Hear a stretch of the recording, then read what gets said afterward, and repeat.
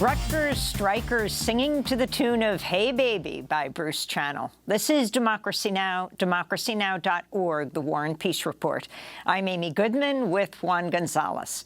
We go now to New Jersey, where faculty at the state-run Rutgers University have entered their 5th day of a strike. This is the first faculty strike in Rutgers' 257-year history. It's being organized by 3 unions that represent more than 9,000 professors, lecturers, graduate assistants, and researchers at Rutgers' 3 campuses in New Brunswick, Newark, and Camden. They're demanding increased pay and better job security, especially for poorly paid graduate workers and adjunct faculty. We're joined now by Donna Murch, an associate professor of history at Rutgers University and New Brunswick chapter president of Rutgers AAUP-AFT, one of the academic workers' unions on strike. Professor Murch, welcome back to Democracy Now! It's great to have you with us. Can you lay out what exactly is at issue here? And also, when you go to the Rutgers website, it says it's business as usual. People should go to class. Yet this is the first strike in 257 years and it involves thousands and thousands of workers there. Thank you so much, Amy. It's a pleasure to be here and to talk about what's going on at Rutgers, which is very exciting.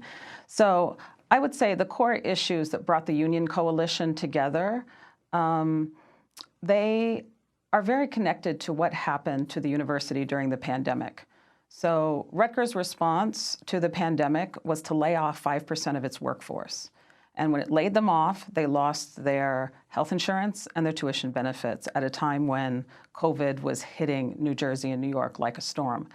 That necessitated that the unions come together and begin to bargain and to think of themselves as really a wall-to-wall coalition. So that history is very important. And it's brought us to this point in which 3 unions have gone on strike, and the core issues are, number one, the way in which the central administration, upper management has been growing and growing and really siphoning money off of the core needs of the university. So what we are calling for in this moment of runaway inflation is for the Rutgers management to come to the table and really think about what the university is for: teaching, research, and service to our communities. So the core demands are, 1, a living wage, equal pay for equal work for adjunct workers. So you have adjuncts who are being paid starvation wages, many of whom are on Medicaid, who can't afford rent and food and all the essentials of life. And this, at the heart of the strike, is really trying to change a university which is dependent on sweated informal labor, where they have to apply for their contracts every 6 months and have to teach at multiple institutions just to cobble together the bare minimum. So a fight to think about adjuncts, postdocs, graduate workers, EOF counselors, contingent, non-tenure track, full-time faculty, as well as tenure stream. And I mention all those job categories because this industrial vision is about holding up the different job categories, figuring out how they come together, and they work in solidarity. In terms of Rutgers saying on its website, business as usual, well, that is not true.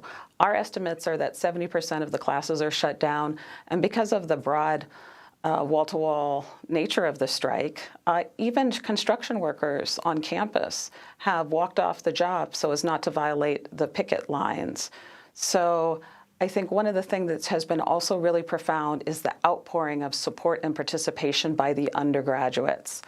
There have been thousands and thousands of people out in the street, and significant numbers are undergraduates, graduate workers, as well as other people from the 3 unions. So I've taught at Rutgers for 20 years, and this is the biggest popular gathering that I've seen. And there were so many people on Monday after we had a rally. It was on Tuesday that they led a march that shut down George Street, which is the main drag in New Brunswick. Donna, I wanted to ask you, this has become almost the spring of academic revolt around the country. We've seen strikes in the University of California. We've seen University of Illinois, Chicago, and right now there are 3 other universities in the Chicago area that are on strike: Chicago State University, Eastern Illinois, and Governor State University, with thousands of faculty there. And yet many of these universities, like Rutgers, are experiencing record they don't call it profits, they call it surpluses or reserves over the past few years. How do you explain this, the universities being flush with cash, yet telling their faculty and their employees that there's not enough money to give them adequate raises? Yeah, thank you so much for that, Juan. We miss you at Rutgers. It's good to be here with you. That is extremely important, and I can talk about, through the lens of Rutgers, how this links to this national movement. So the Rutgers administration has been crying broke, and their justification for not responding to demands is that they simply don't have the money. And our union hired a forensic accountant to go through all of the public records. Because Rutgers is a public university, it is subject to transparency requirements. And Howard Buncis, his research demonstrates very clearly that the university has the largest unrestricted reserves in its history. It's up to $886 million. And these are the rainy day funds that are being used, that are normally used in times of downturn or to meet the essential needs of its workers. The way I explain this is that it's where I started. The neoliberal university, which has been literally, the upper level administration is metastasizing. They've doubled in size over the past 10 years, and they're constantly hiring different vice presidents of this, vice presidents of that, largely accountants and MBAs who have no experience in higher education. And I really think it is a question of distribution. It is true that in the last 30 years, there has been a defunding of higher education from the federal government and from state government. But at Rutgers, we've been able to win really important concessions, including our lobbying, the lobbying of the union, which won back a significant portion of Rutgers funding in 2020. But there's really no correspondence that I can see between them having large unrestricted reserves and their labor policies.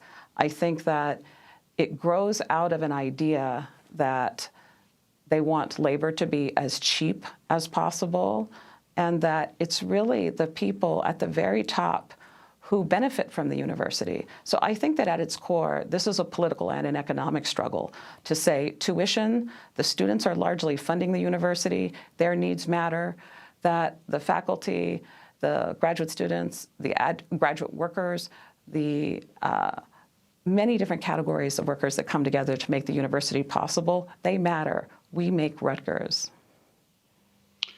And also, the current president of Rutgers, Jonathan Holloway, was a respected scholar, historic in history and African American studies. He always talks about having a beloved community, but he's been threatening to go to court to get to seek an injunction against the strike. Yeah, thank you. This is such an important piece. And I'll just say we're going through incredibly intense negotiations right now. A lot of us have been up all night working on this, figuring out what to do. And we are under injunction threat. And I'll talk a little bit more later about what's going on in Trenton today and how you can help. But we started bargaining. Our contract was up at the end of June 2022. And we had started bargaining in May. Many times the university did not come to the table at all. They did not bargain in earnest. They refused to respond to our counter proposals. I think the most shocking one of those is that the grads submitted their proposal for a living wage, and they failed to respond to that for 7, 8 months. We're only now beginning to have even a substantive discussion about moving grads to livable wages. So these resistance tactics have been going on all along. When it became clear that bargaining was not going well and was breaking down and that the union was mobilizing, Jonathan Holloway sent a letter to all of the different parts of our bargaining unit and through Rutgers email and all of the undergraduates saying that public sector strikes in New Jersey are illegal, and that those that participate in them are subject to fines, not only of the individual union, but individual fines and facing threat of arrest. And there was another email sent several weeks later doubling down on this. And he was sending a clear message that we will go to the courts to criminalize the strike. I want to say something about the technicalities of this because it's extremely important. Public sector strikes are not illegal in New Jersey. If you go on strike, the police do not arrest you. The only way criminalization happens is that the employer goes to a court, they have one hearing, they ask for an injunction, usually it entails a cease and desist order, and then they go back to the workers and see if they're willing to cease and desist, and if not, then they go back. So Jonathan Holloway will go back to the courts to seek penalties, and he will ask for specific penalties, and there will be a hearing. These have been granted, but they have not been granted in all cases. So that's very important, the mechanisms of the injunction, that it has to be sought by the employer, which is a clear sign that Jonathan Holloway, at a time where we've seen the largest protest in American history around issues of criminalization, is willing to criminalize a strike in a deep blue state like New Jersey. So this has enormous consequences for labor. And that helps to explain the incredible coalition that's come together. There are thousands of people there, all the people that I talked about, the undergraduates, but also people coming from labor unions all over the country, the New Jersey AFL-CIO, Central Labor Councils from all over New Jersey, because everyone is recognizing that we have a Democratic governor, and Rutgers is one of the largest employers, and the threat to break this strike is really a threat, not only to all of us at Rutgers, but to New Jersey and the rest of the country at this moment when we're seeing this incredible surge in higher education organizing. And I have to give a shout out to Grad organizing all over the country. I too was a UC grad in the 1990s when we organized the union, and I think the graduate students have shown us what's possible. Well, Donna Murch, I want to thank you for being with us, Associate Professor of History at Rutgers University and New Brunswick Chapter President of Rutgers AAUP-AFT, one of the academic workers' unions now on strike. This is Democracy Now! I'm Amy Goodman with Juan Gonzalez, who's taught at Rutgers for the past 7 years.